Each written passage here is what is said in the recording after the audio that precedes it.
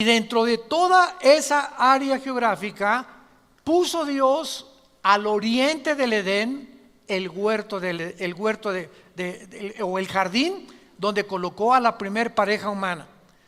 Entonces, cuando hablamos de que Adán y Eva crecieron en el Edén, nos equivocamos, porque Dios crea a Adán, síganme con cuidado, fuera del huerto. Y ya que Dios creó a Adán, lo coloca dentro del huerto, o el paraíso, o el jardín. Y las únicas que fueron creadas en el huerto, en el paraíso, fueron las mujeres. Nadie se alegra, ¿verdad? Menos los hombres.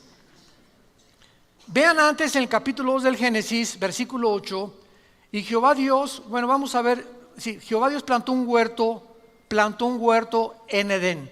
O sea, Edén era la zona geográfica. Fíjense cómo comenzamos a estudiar la Biblia detenidamente y nos sorprendemos de cosas que no habíamos notado antes. Por eso esta serie se llama Los Misterios de Dios. Jehová plantó un huerto en Edén al oriente y puso allí al hombre. O sea, Adán fue colocado en el huerto del Edén. No fue creado en el huerto, fue creado en el Edén, o sea, en la zona geográfica. Y ahí puso al hombre que había formado, y ahí hizo Dios nacer los árboles que ya sabemos, del árbol de la vida, los árboles frutales, etcétera, etcétera. Versículo 10. Y de ahí del Edén, o sea, no del huerto, del Edén salía un río para regar el huerto, y de allí se repartía en 4 brazos. El nombre de uno era Pisón. Este rodeaba la tierra de Ávila, donde hay oro. Y el oro de aquella tierra es bueno. Allí también hay también bedelio y ónice. El nombre del segundo río era Gilgón. Este es el que rodea toda la tierra de Cus, o sea, el África. Y el nombre del tercer río Hidekel, que este es el río Tigris. Este es el que va al oriente de Asiria. Y el cuarto río es el Éufrates. Entonces, cuando vemos un mapa actualmente de toda la zona del Medio Oriente, nos damos cuenta que el río Tigris y el Éufrates cruzan por Siria e Irak y desembocan casi en el Golfo Pérsico, e Israel está un poco atrás. Pero recordemos algo, cuando vino el diluvio universal, cambió completamente la geografía del Medio Oriente. Muchos creen que el río que no tiene nombre aquí era el río Nilo, que está en Egipto al sur de Israel. Entonces, cuando vemos todas estas cosas, podemos nosotros ya armar nuestro rompecabezas, porque la suma de la Biblia es la verdad. Tenemos que tomar aquí y tenemos que tomar allá para poder realmente descubrir los misterios que están aquí escondidos. Vayamos rápidamente para comprobar esto al libro de Deuteronomio capítulo 32, Deuteronomio 32, y veamos nosotros en el versículo 8 que la Biblia nos muestra cuando el Altísimo hizo heredar a las naciones. En otras palabras, aquí en este pasaje Dios nos muestra que la conformación geopolítica y geográfica del mundo Él la dividió. Se cree, ¿verdad? Y está comprobado que los 5 continentes que hay ahorita era un solo bloque de tierra.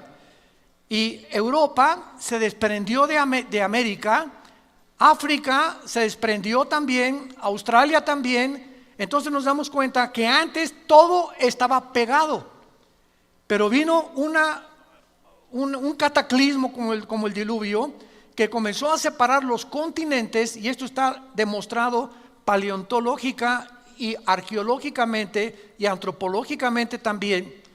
Y dice aquí la Biblia que Dios hizo heredar las naciones, o sea, Dios le dio a los españoles, ustedes van a ser españoles, italianos, etcétera, etcétera, y vino la división completa del mundo cuando hizo dividir a los hijos de los hombres y estableció los límites de los pueblos según el número de los hijos de Israel. Dios reparte el globo terráqueo y Él organiza la geografía del globo terráqueo poniendo en medio a la nación de Israel, al puntito insignificante que ocupa Israel, que no es más grande que el mismo estado de Nueva Jersey en Estados Unidos.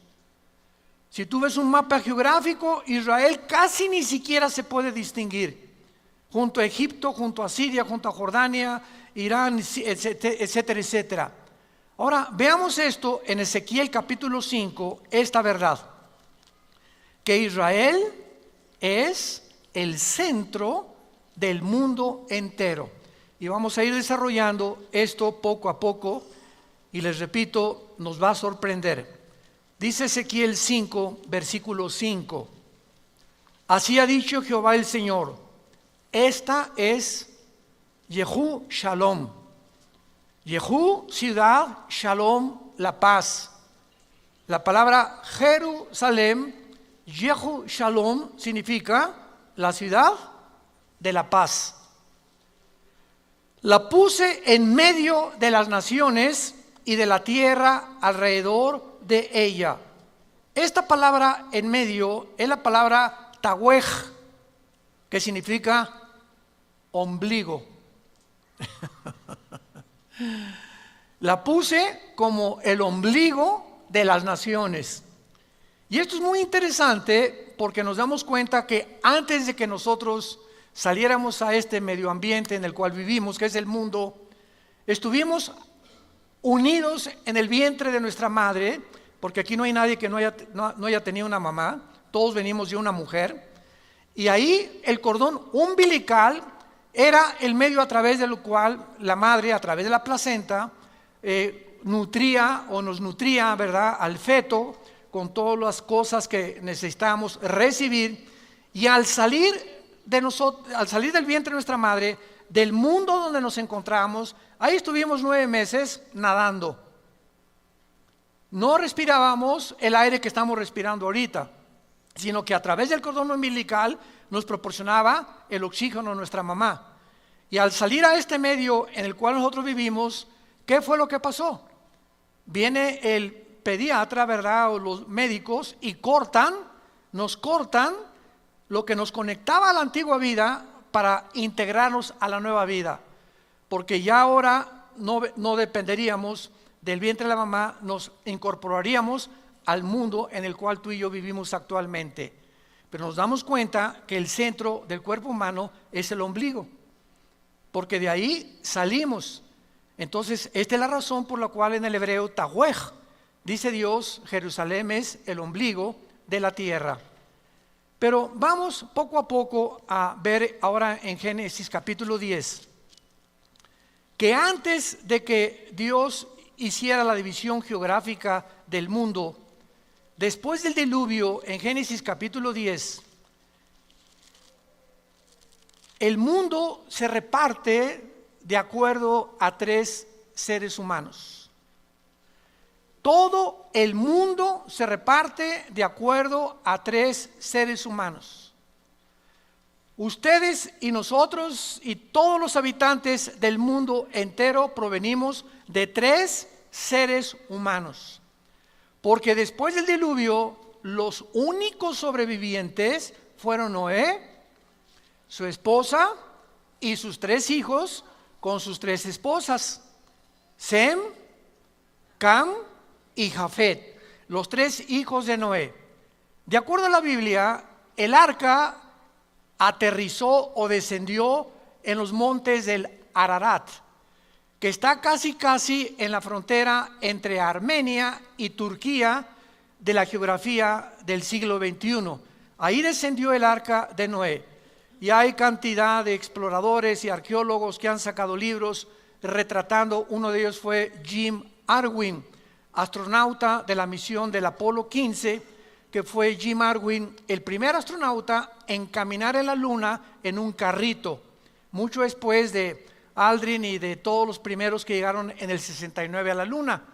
Entonces, vemos nosotros que Dios nos muestra que después del diluvio hubo una conformación del mundo, y lo dice el versículo 25 de Génesis 10. A Eber nacieron 2 hijos.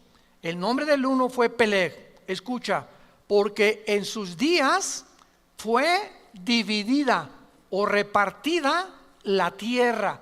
Y el nombre de su hermano, Joctán. O sea, fue después del diluvio, cuando Dios comienza a dividir la tierra, y el mundo es dividido de acuerdo a 3 seres humanos. De Jafet, los que quieran apuntar, o los jafetitas, son los que poblaron toda Europa, los que se conocen como anglosajones. Toda Europa fue fundada por Jafet. Cam es el padre de todos los africanos. De ahí vienen los cananitas, que se convirtieron después en enemigos de Israel. Y Sem viene y fundó todo lo que es el Medio Oriente y el Asia Menor. Ahora pongan atención, es interesante que cuando nosotros vemos a los indígenas de todo el continente americano en el cual nosotros nos encontramos, desde Alaska hasta la Patagonia, tenemos los indígenas de Estados Unidos que fueron los Sioux, Cherokee, los Apaches, etcétera, etcétera. Bajamos a México, a aztecas, tlaxcaltecas, mixtecos, etcétera, etcétera, chichimecas. Llegamos a los aucas en Guatemala y todo lo que es el Amazonas, pero todos absolutamente tienen los mismos rasgos. ¿Nunca se han preguntado cómo llegaron los indígenas a poblar el continente americano en el cual nos encontramos nosotros? Bueno, pues del Asia, porque son semitas. Entonces, el continente americano fue fundado por semitas, ni por Jafet ni por Cam. Los semitas o los asiáticos entraron y cruzaron a este continente por el estrecho de Bering, al norte del continente americano. Ahí pasaron del Asia y comenzaron a fundar desde Estados Unidos, Canadá, hasta abajo, todos ellos poblando. Y por eso todo el continente americano está poblado de raíces indígenas. En otras palabras, por ejemplo, por eso se llama los Estados Unidos de Norteamérica, porque allá se dicen americanos y americanos somos todos, ¿verdad? Porque el continente es todo desde Alaska hasta la Patagonia. Entonces, los Estados Unidos son estados que se unieron, Estados Unidos, pero ellos no lo fundaron. Estados Unidos fue fundado por ingleses. Son los primeros que llegaron a Rhode Island, al estado. Mi esposa y yo acabamos de regresar de Rhode Island. La semana pasada tuvimos una conferencia con pastores y fue de mucha bendición. Y es un estado precioso, porque ahí llegaron los primeros pilgrims o peregrinos. ¿Ya han visto ustedes las películas esas donde llegaron con este libro? Entonces pisaron tierra americana huyendo del catolicismo que el Vaticano hizo para acabar con todos los que no fueran unidos y no creyeran que solo Roma salva. Huyeron y fue la reina Victoria que comenzó a permitir que huyeran de Inglaterra hacia América y colonizaron en 1625 aproximadamente los Estados Unidos de Norteamérica. Entonces llegan los europeos aquí a América. Y entonces comienzan a predicar la palabra de Dios, a fundar iglesias. Quisieron colonizar, ¿verdad? Pues todo lo que es Texas y todo, y esas guerras de los Apaches. ¿Se acuerdan ustedes de los Sioux? Que no querían cambiar su cultura ni mucho menos. En fin, fue un derramamiento de sangre tremendo. Después llegaron los italianos a Nueva York. Después llegaron los alemanes. Y así Estados Unidos es una nación formada de todos los, ahora sí que todos los personas del mundo entero y de todas las nacionalidades. No es realmente un norteamericano que diga aquí. En México sí, en México lindo y querido, hay muchos de ustedes que tienen su ascendencia, ¿verdad?, de la cruza cuando llegan los españoles con Fray Bartolomé de las Casas y se mezclan con las indias que poblaban México. Eran puros indígenas en México y nacen los mestizos.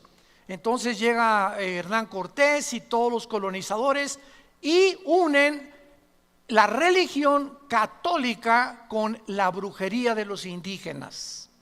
Se llama sincretismo, si lo quieres apuntar. Sincretismo. ¿Qué es el sincretismo? La mezcla de una religión con la brujería. Entonces vemos nosotros que dentro de las mismas religiones hay mucha brujería. Yo no sé cuántos han notado que en la mayor parte de iglesias hay gárgolas. Y no sé cuántos de ustedes han visto así las gárgolas, a lo mejor no saben ni lo que son las gárgolas, son demonios. Impresionante que casi en todas el 90% de las iglesias hay gárgolas, así como estatuitas. Vaya por ejemplo a Mérida, Yucatán, y casi todas las avenidas de Mérida son puras gárgolas. O sea, hay una influencia tremenda demoníaca en México, Centroamérica y Sudamérica. Porque cuando llegaron a colonizarnos no llegaron con este libro, llegaron con la religión. No trajeron el evangelio, trajeron la religión que se mezcló con la brujería. Muy bien, abandonando este desarrollo que estamos haciendo de la colonización y de dónde provenimos nosotros, nuestro punto principal es el siguiente. Realmente el huerto del Edén se encontraba en lo que es ahora la ciudad de Jerusalén. ¿Es posible que Jerusalén, siendo el centro en el cual Dios puso a las naciones del mundo y siendo el huerto del Edén donde Dios coloca al ser humano y donde se encuentra el monte de Sión? ¿Saben por qué se llama Jerusalén el monte de Sión? Gracias a David, porque Jerusalén está en un monte, también le llaman el monte del templo. ¿Y saben ustedes dónde se encontraba? Virgen de qué llamamos ahorita, de la Macarena. ¿Dónde se encontraba el huerto del Edén? Exactamente, vamos ahorita a verlo, donde se encuentra ahorita la mezquita de Omar, el domo de la roca. Cuando llegas a Jerusalén hay un domo impresionante dorado, y ese domo es una mezquita musulmana. Y debajo de ese domo y de esa mezquita musulmana se encuentra lo que era el templo de Salomón, que reconstruyó el rey Herodes, y que desde el año 70 después de Cristo hasta nuestros días los judíos no han podido hacer sacrificios. Y el judaísmo es una religión de sacrificios. No han podido hacer sacrificios porque no hay sacerdotes, no hay corderos y no tienen templo. Entonces, para que ellos recobren ese templo, que en el año 605 después de Cristo, uno de los líderes musulmanes, Omar, que era uno de los califas del Imperio Otomano turco, que hasta 1923 gobernaron casi la tercera parte del mundo, él inventó la religión del Islam, Mahoma. Y entonces construyeron a donde estaba el templo judío, como ya no había judíos, y los dispersaron por la maldición que cayó sobre ellos, construyeron la mezquita de Omar o la cúpula de la roca, y ahí se encuentra debajo el templo judío. Y es interesante, ahora que vayamos el año que entra, los que nos van a acompañar en junio, vamos a Israel del año que entra, es interesante que en la parte occidental del domo de la roca o de la mezquita de Omar, en árabe está escrito estas palabras: la roca del templo del huerto del Edén. Los mismos musulmanes escribieron esto: la roca del templo, el huerto del Edén. Y la puerta norte de la mezquita se llama la puerta del paraíso del Edén. Ba-ej-jina en el árabe. Y en el piso de enfrente hay una puerta de piedra de jaspe color verde. En medio de medio metro cuadrado que los musulmanes le llaman la piedra del Edén. Vamos pues a descubrir nosotros lo siguiente.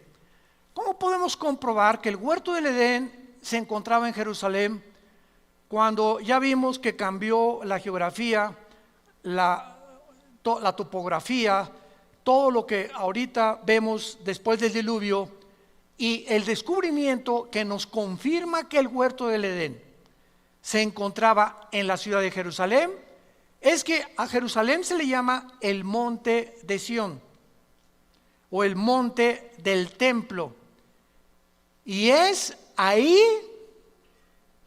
donde fue creado Lucifer.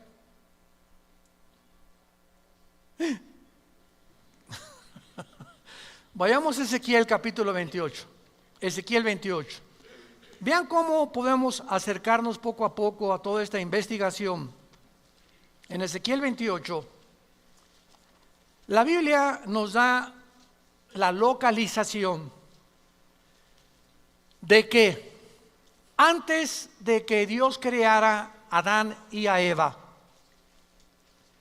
este planeta Tierra, había estado ocupado antes que nosotros. Se le llama el mundo pre-adámico, pero no por seres humanos, porque fuimos nosotros una creación especial de Dios después de los ángeles. Los ángeles se le llama la familia de Dios en el cielo, y la familia de Dios en la tierra es la iglesia, somos nosotros. Entonces, nos damos cuenta que cuando estudiamos la Biblia, Satanás o Lucifer, que era su nombre, el que lleva la estrella o el que porta la luz, su nombre no es Satanás. La palabra Satanás viene del hebreo Satán, que significa enemigo o adversario. Entonces es un título nada más. Licenciado Carlos Vélez. Licenciado es el título, su nombre es Carlos, su apellido es Vélez. Entonces cuando hablamos de Satanás, no es un nombre, es un título, el enemigo de Dios. El diablo no es un nombre. El diablo significa el que acusa, el que calumnia. Son títulos que nos hablan del carácter de Lucifer. El nombre de él es Lucifer, la estrella de la mañana, y vamos a ver por qué. En Ezequiel 28, versículo 12 en adelante, dice: Hijo de hombre, levanta endechas sobre el rey de Tiro, y dile, así ha dicho Jehová el Señor, tú eras el sello de la perfección. Aquí inmediatamente descubrimos que no está hablándole al rey de Tiro, a una persona física, humana como tú y como yo. Y lo vamos a ver más adelante, porque realmente ningún ser humano ha sido creado perfecto como Lucifer lo fue. Entonces, cuando está hablando el Espíritu Santo, nos está mostrando la Biblia que siempre detrás de los gobernantes se encuentran poderes de las tinieblas. Detrás de mucha gente, de muchos brujos, de muchos gobernantes, de muchos artistas, de muchos músicos, de muchos políticos, de muchos cantantes, se encuentran otras entidades espirituales que los están usando en el mundo. Y la mayor parte de los seres humanos no descubrimos ni nos damos cuenta y creemos, por ejemplo, ¿verdad?, que esa persona como un Hitler,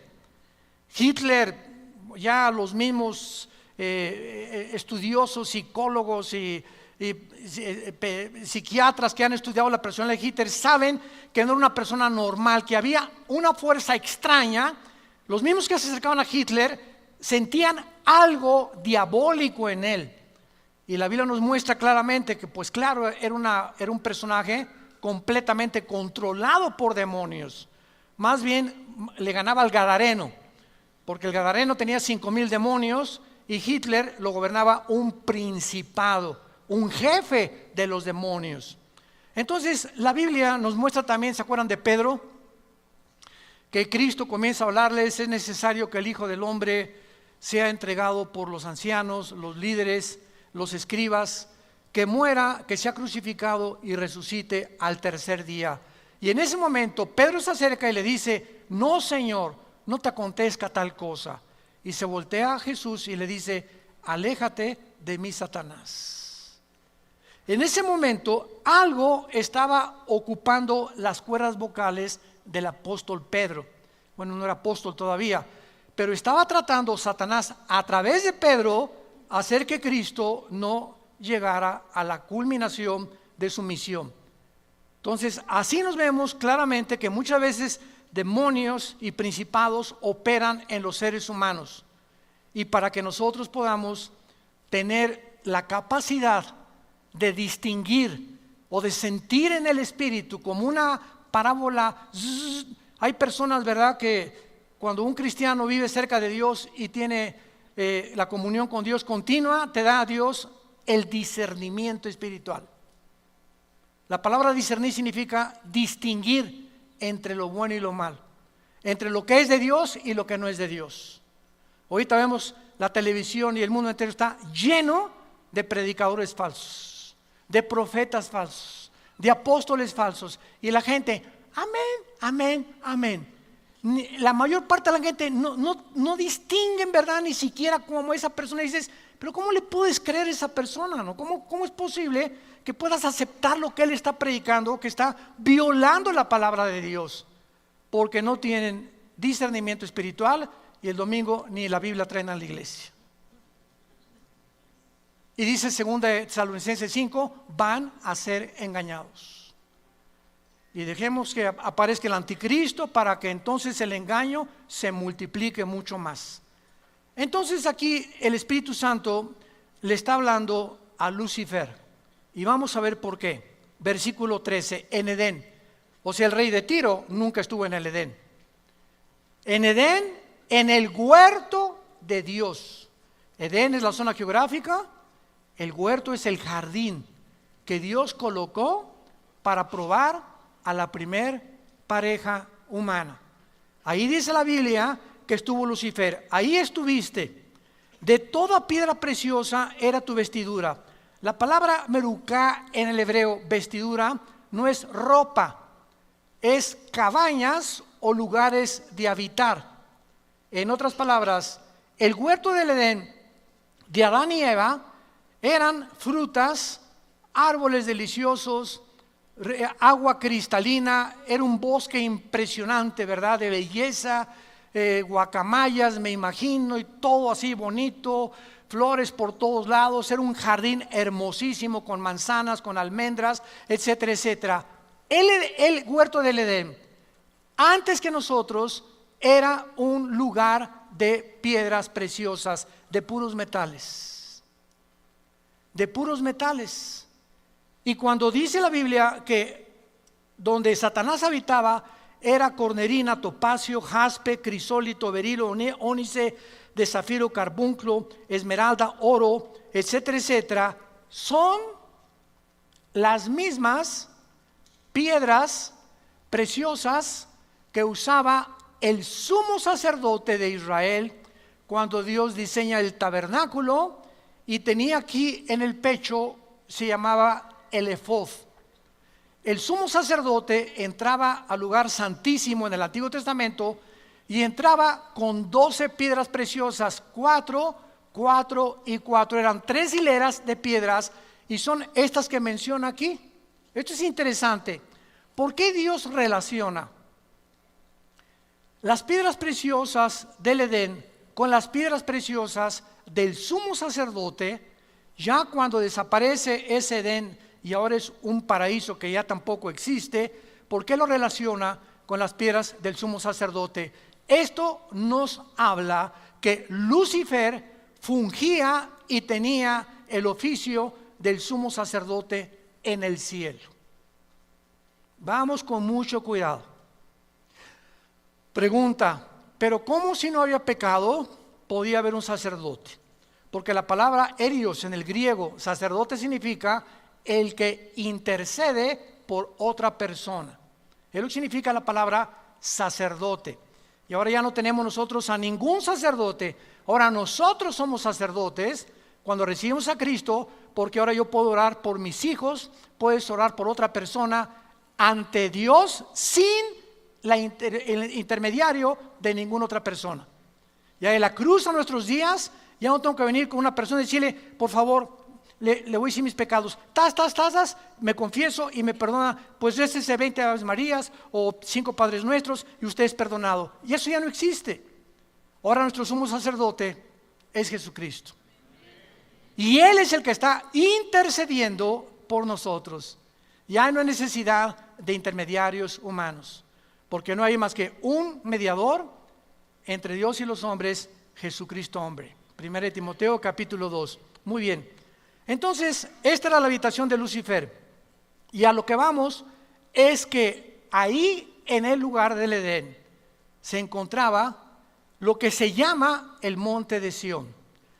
Dice el versículo 14, tú querubín grande. 2. Lucifer no era un ángel. No es un ángel caído.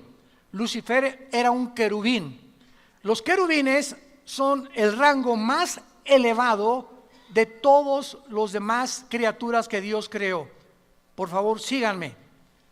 Los querubines es una especie, entidades espirituales completamente diferentes. Unos tienen alas, otros tienen 4 alas, otros no tienen alas. Abajo de los querubines están los serafines. Isaías capítulo 6 del 1 al 4, que están y no bajan a la tierra. Día y noche están santo, santo, santo. Kadosh, Kadosh, Kadosh es el nombre de Dios, el Santo de Israel. Y los ángeles es otro rango de criaturas que Dios creó para mandarlos a este mundo. La palabra malak en el hebreo y angelos en el griego significa mensajero. Entonces la palabra ángel significa mensajeros. Los querubines no son mensajeros, ni tampoco los querubines, ni los serafines. Todos los ángeles son mensajeros, como Gabriel, que es el correo de Dios, el que se le apareció a Daniel en Daniel 10, el que le dijo a María, María, el Espíritu Santo te cubrirá y el santo ser que está formado aquí en tu vientre no es la obra de José. Él no va a poner el cromosoma Y, que es el que determina el género masculino, sino que el Espíritu Santo producirá, así como creó a Adán y Eva, y de la nada le puso los cromosomas y la genética y el ADN de la nada, así a María de la nada Dios creó el cromosoma Y para que fuera formado en la fertilización con el óvulo de María el cuerpo de Jesucristo en su vientre. Entonces esto es muy importante para que nosotros podamos distinguir claramente las clases y los rangos de criaturas que la Biblia menciona. Ahora muy bien, tú querubín grande protector, ¿protector? ¿Qué acaso antes de que, porque aquí todavía no caía, más adelante ya sale su caída, ¿de qué protegía? Querubín, ¿por qué ejercía las funciones del sacerdote del Nuevo Testamento? Simplemente porque cuando Dios creó a los ángeles y a los querubines y a los serafines, Dios los creó con la misma capacidad que nos creó a nosotros, con la capacidad de que ellos pudieran algún día hacer una elección entre el bien y entre el mal. Oiga, pero si el mal no existía, no existía. Porque cuando Adán y Eva fueron creados con la naturaleza pecaminosa. No, ¿verdad? Adán y Eva no fueron creados con pecado. No había una naturaleza pecaminosa. Y estando una naturaleza sin pecado, pecaron. Esos mis teólogos. ¿No se han empachado? Bueno, seguimos. Cristo, cuando fue también formado en el vientre de María, nació sin una naturaleza pecaminosa. Así fueron creados los ángeles también, porque Dios no es el creador del pecado. Pero los ángeles tenían la opción, como la tuvo María, como la tuvo Jesucristo, de haber escogido resistir la tentación o rechazar la tentación. El único que la venció fue Jesucristo. Pero los ángeles tuvieron la oportunidad. Lucifer entonces cuidaba el atrio santo en el cielo, porque la Biblia dice que hay un templo en el cielo, donde lo dice todo el libro de Apocalipsis. Dice la Biblia, se abrió el cielo y dice Juan, vi el templo de Dios. O sea, no es una iglesia como con construcciones, ni con una cruz, ni mucho menos, ¿verdad? El lugar de la habitación de Dios, donde Dios es adorado por millones de millones de millones de millones de criaturas angelicales.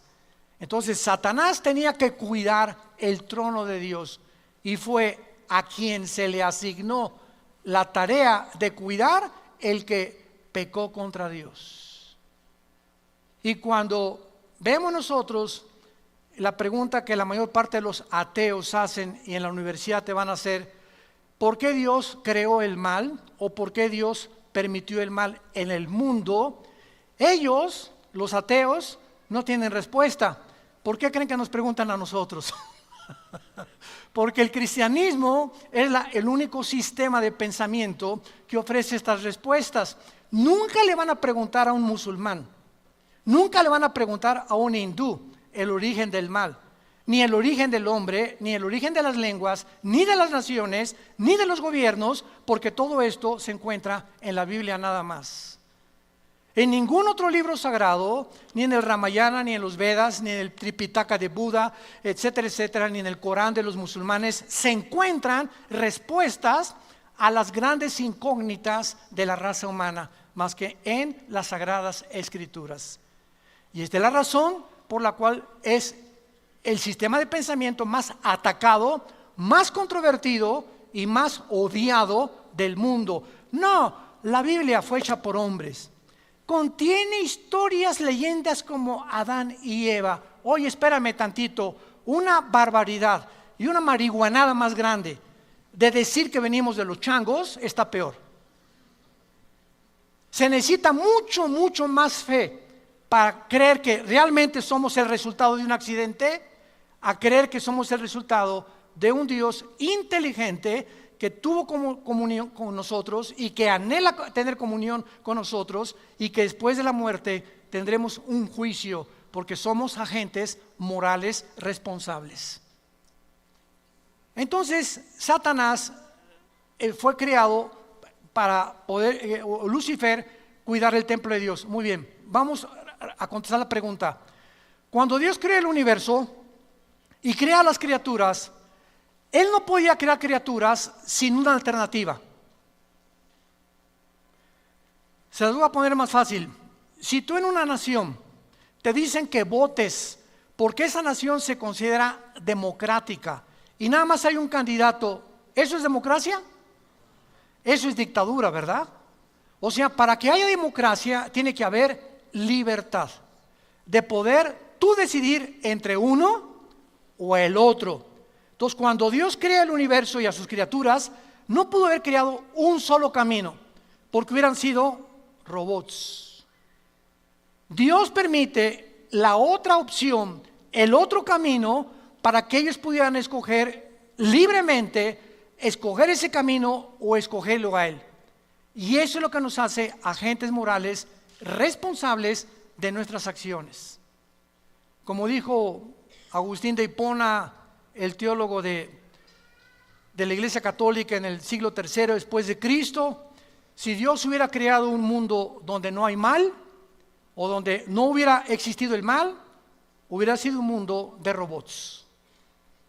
Era muy fácil que Dios nos creara como con cuerda, ámame, ámame, ámame, pero a Dios le agradó permitir que pudiéramos escoger el otro camino. Y esta es la razón por la cual había la capacidad en los ángeles, creados perfectos, como en Adán, creado perfecto, como en Cristo, nacido perfecto de María, la capacidad de que pudieran enfrentar tentaciones para probar realmente si servían a Dios. Y esta es la razón por la cual daremos cuenta algún día de nuestras acciones. Ahora, claro que, ¿sabía Dios que Adán y Eva iban a caer? Claro. ¿Sabía Dios que Lucifer iba a caer? Claro que lo sabía. Dios es omnisciente. Entonces, ¿por qué lo creó Dios? ¿Y por qué si Adán y Eva Dios sabía que iban a crear? Pues ¿para qué les pone la tentación?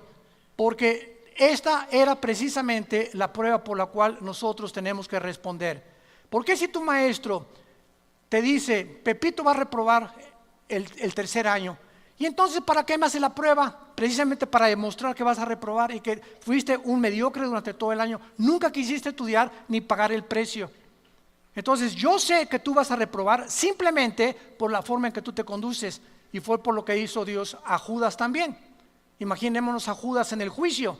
Oye, ¿para qué me creaste si dice la Biblia que yo era el que iba a entregar a tu hijo? Es más, dice Judas, por favor, reconózcanme, si yo no traiciono a Jesús, ustedes no hubieran sido salvados. Porque gracias a que yo lo traicioné, entonces Jesús pudo morir por nosotros. Pero si yo no lo traiciono, Cristo no muere en la cruz. ¿Se fijan esta línea de lógica, aparentemente lógica? ¿Saben quién pensaba de esta manera? Un ateo italiano llamado Giovanni Papini. Y me acuerdo que antes de ser cristiano, estas preguntas se las hice yo a los cristianos y no hubo quien me respondiera. Y por eso persistí en mi ateísmo, porque yo exigía respuestas lógicas, razonables, que me hicieran pensar y me hicieran calcular exactamente lo bueno y lo malo y lo que iba a estar de por medio. Y entonces cuando vemos todo este razonamiento nos damos cuenta claramente, ¿verdad?, de que la omnisciencia de Dios no significa que Dios escoge a unos para el cielo y otros para el infierno. Este es un calvinismo completamente extremo. ¿Dios sabe quiénes se van a condenar? Sí. Entonces, ¿para qué me creo? Porque cuando Judas le diga a Dios esto que acabamos de mencionar, Dios le va a decir a Judas, Judas, yo sabía que tú ibas a entregar a mi hijo, por eso escribí antes de que tú nacieras que eras el hijo de perdición. Entonces, ¿para qué me creaste?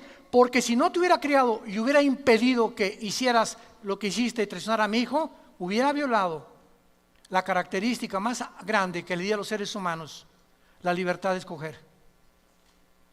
El día que Dios coarte la libertad y que diga, ¿por qué no me impidió Dios que me casara con cabeza de albóndiga? ¿Por qué me permitió Dios que me casara con esta foca? ¿Por qué estas cosas? Es que precisamente tú lo acabas de decir. Dios tiene que permitirlo. No puede impedir nuestro libre albedrío. ¿Y para qué dejó Dios que fumara marihuana? Es que si Él lo impide, te roba nuestro libre albedrío. Y esto es lo que vamos a dar cuentas, precisamente de esto. ¿Por qué Dios me permitió que fuera alcohólico? Es que el alcoholismo no es una enfermedad, es una decisión. ¿Por qué permitió que naciera homosexual? No hay tal gen homosexual. Dr. Francis Collins, presidente del genoma humano, lo acaba de declarar. No hay un gen que pueda justificar a una persona para que sea homosexual. Es una decisión que tú tomas libremente y que nadie te lo impide si ese es el camino que quieres tomar y Dios te deja que la tomes. Entonces, esta es la razón por la cual hay un juicio. Si no hubiera un juicio por nuestras acciones, seríamos puppets, títeres, robots de Dios. Y lo que nos concierne en Ezequiel 28:14 es después de que se le menciona como querubín grande, protector. Escuchen lo que dice: te puse en el santo monte de Dios. Allí estuviste en medio de las piedras de fuego, perfecto eras en todos tus caminos, versículo 16, y a causa de la multitud de tus contrataciones, esta palabra contrataciones, reculá, en el hebreo significa tráfico. Tráfico, a causa de algo que Él traficó en el cielo, fuiste lleno de iniquidad, versículo 18, con la multitud de tus maldades y con la iniquidad de tus contrataciones, profanaste, apunta la palabra hebrea, chalal, C-H-A-L-A-L, como suena, chalal, que significa prostituir o traficar sexualmente.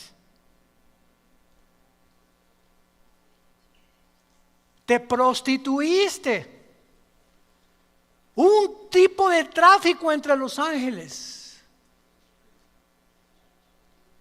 Y profanaste tu santuario. O sea, te saliste del orden en el cual yo te había creado. Y por alguna razón misteriosa, la tercera parte de los ángeles se fueron con él. Dejaron el cielo y se fueron con él. Fueron creados en la tierra, subían al cielo y bajaban al cielo, y todavía Satanás tiene acceso al cielo, pero dice la Biblia, te arrojaré en la tierra. Y aquí fue el lugar donde Dios decidió que Lucifer creciera. Y la paleontología, la antropología, la arqueología nos dan testimonio, señores científicos que nos escuchan, de que construcciones como las pirámides de Egipto, de Giza, las de Stonehenge en Inglaterra, los mayas, ¿quién les dio a estas personas humanas hace 4, 5, 6 mil años el conocimiento, sin calculadoras, sin telescopios, sin ningún aparato moderno que tenemos, para poder haber hecho esas pirámides que a través de 4,000 años, el sistema de impermeabilización que tienen, ni siquiera el medio ambiente, ni la erosión del viento, ni la lluvia ha podido penetrar y cargar esas piedras humanamente de 12, 15 toneladas, las de Machu Picchu en Perú? Entonces, Discovery Channel, National Geographic, los extraterrestres. Fuimos visitados por extraterrestres, y es más, hasta tenían las escafandras, como etcétera, etcétera, porque ahí están pintados por todos lados. Y venimos a la Biblia. Esto fue la razón por la cual escribí el libro que acabo de escribir, La invasión de los ángeles caídos. Se los recomiendo, ahí explico todo claramente, para que vayas con tu maestro así y le hagas aquí, mire, aquí están sus extraterrestres, maestro. Eso es lo que el mundo llama que una influencia extraterrestre son ángeles caídos. Son los ángeles que tienen la capacidad de materializar la energía.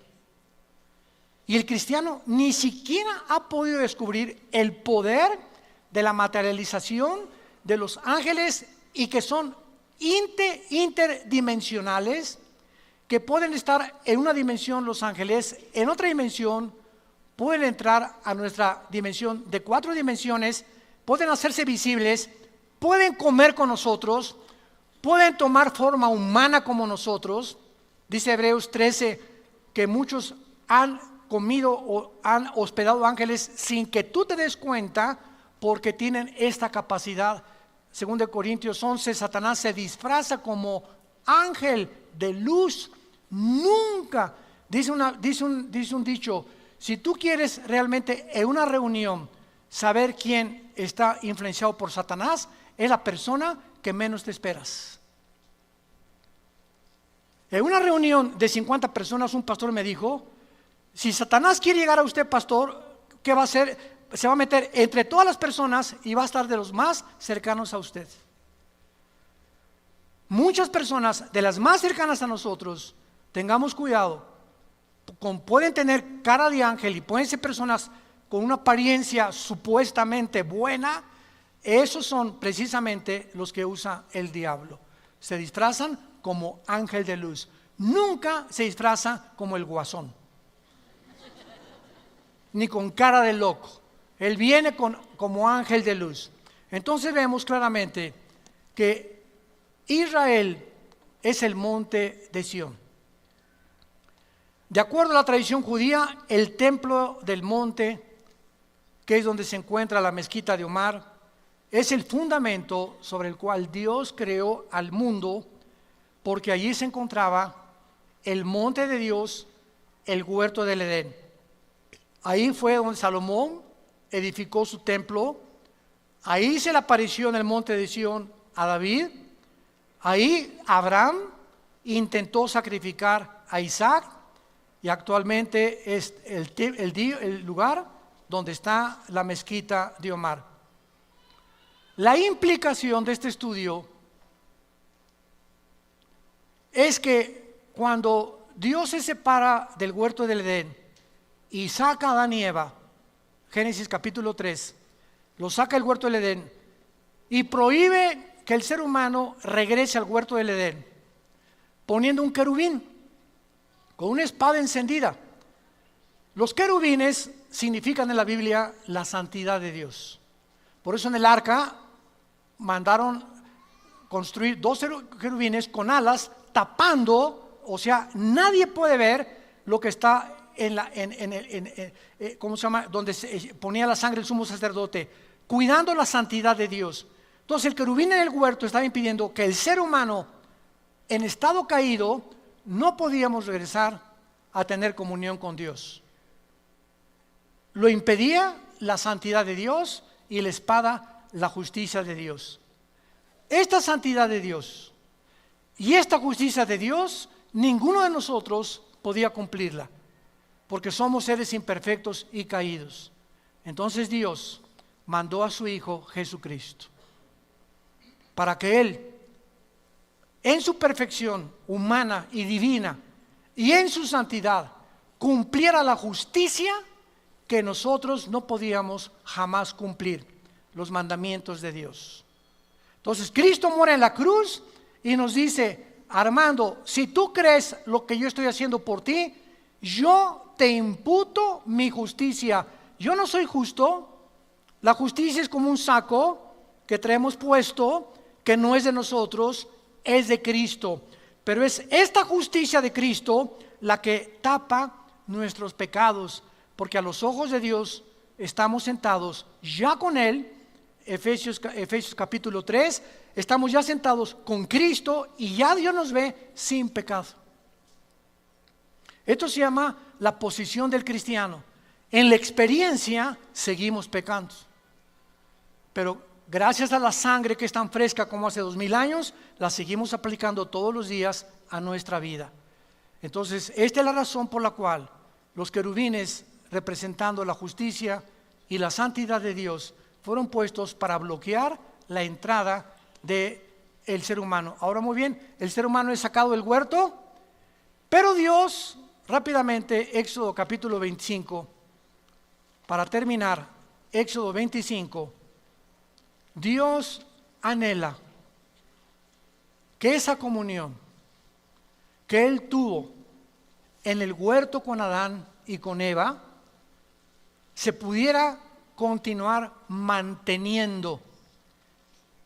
Pero como el ser humano no podía cumplir esa justicia y esa santidad hasta la cruz, le dio órdenes a Moisés: constrúyeme un lugar donde yo habite y donde nadie puede entrar más que un sumo sacerdote, una vez al año, que se llamó el tabernáculo. Pero veamos la razón por la cual Dios lo hizo.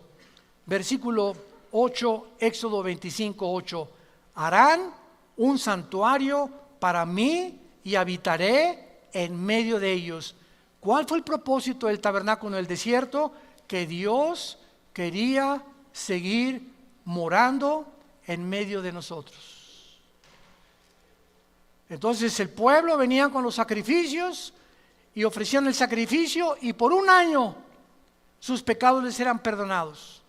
Y cada año sacrificios y sacrificios, sacrificios, hasta la cruz de Cristo, el sacrificio perfecto.